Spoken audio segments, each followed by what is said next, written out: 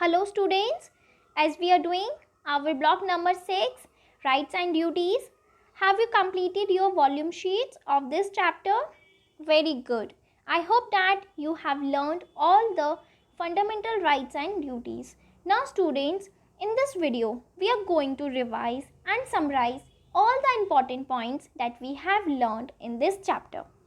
Students, we learned that being as a citizen, we have some of the rights and responsibilities. Responsibilities means duties. For example, at home, you have a right to have a food, clothes and shelter. You have a right your school fees being paid. Along with this, you have some duties, means responsibilities also. For example, your first responsibility is to give respect to your parents and teachers.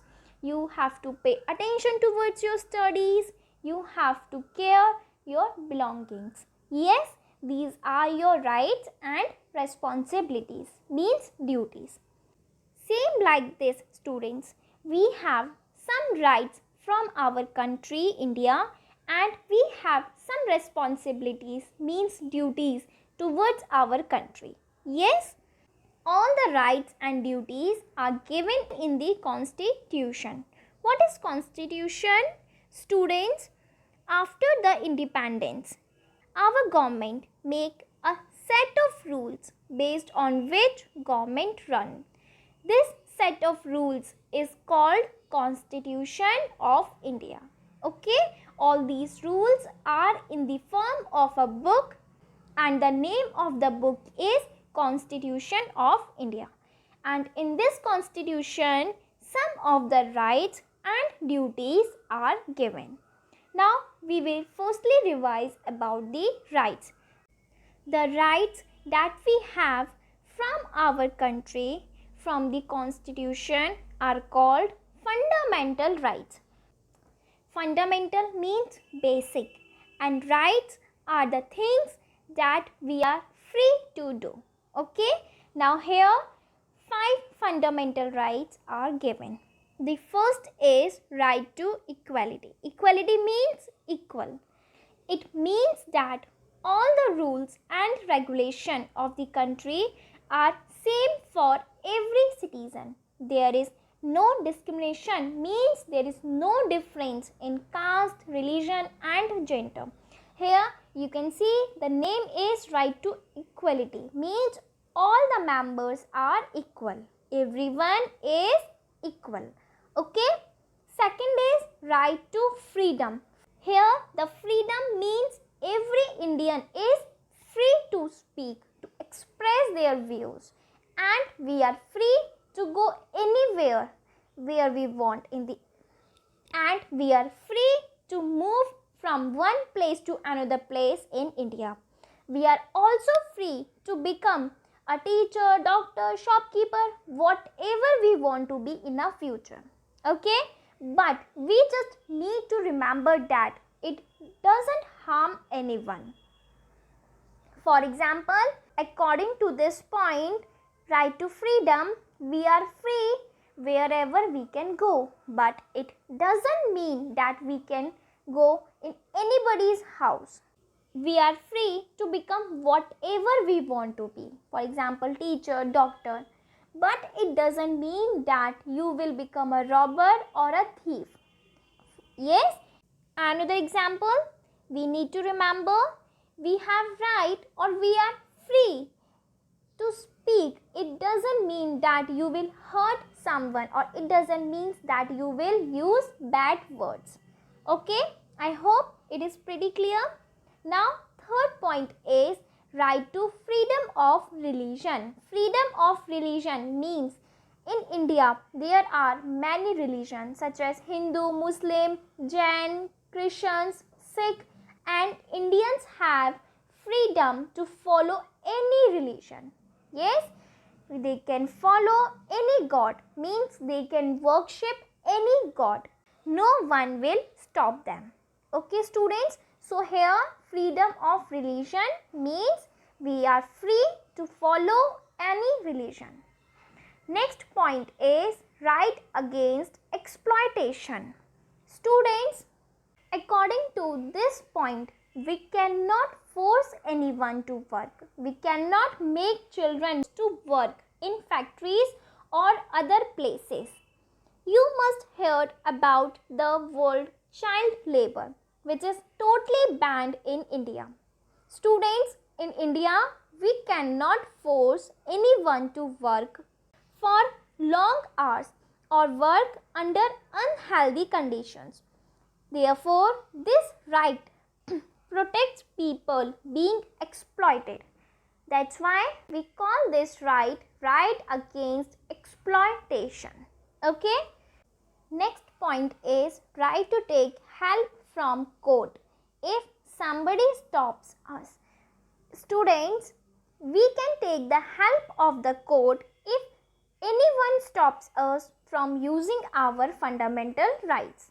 Okay, then court will punish that person and we will be able to enjoy our fundamental rights, because no one cannot take away these rights which are granted by the Constitution. These all were the fundamental rights. Now students, let's read about the duties. See, when we expect our country to provide us some rights, then we have some duties also towards our country. And these duties which are given in the Constitution are called fundamental duties. Duties means things that we need to do for our country. Okay, what are the fundamental duties? Number one is we must stay united in our country. Means we need to stay together as a Indian in our country. Next is we must respect our national flag, national anthem and national symbols. Means students, we need to respect all the things that are related to our nation. For example, whenever we sing or hear our national anthem, we always stand. This is a way to show our respect towards our country. Okay?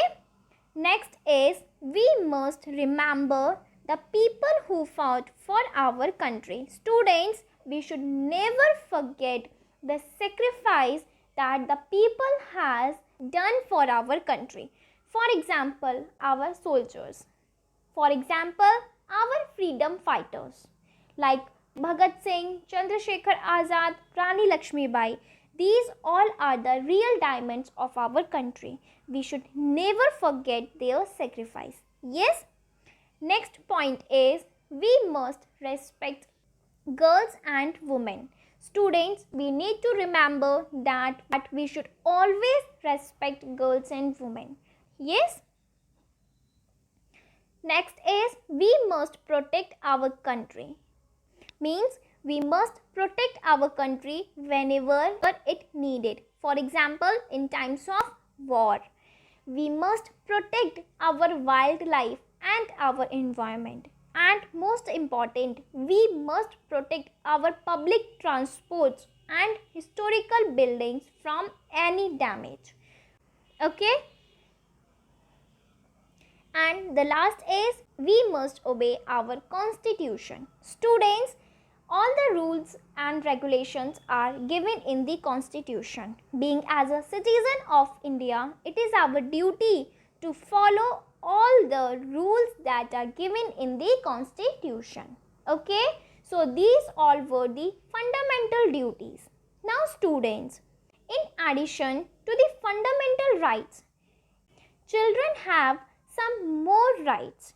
What are these rights? See, all children must be able to go to school. Children are for the study, not work. Okay? They must not be forced to work at a young age.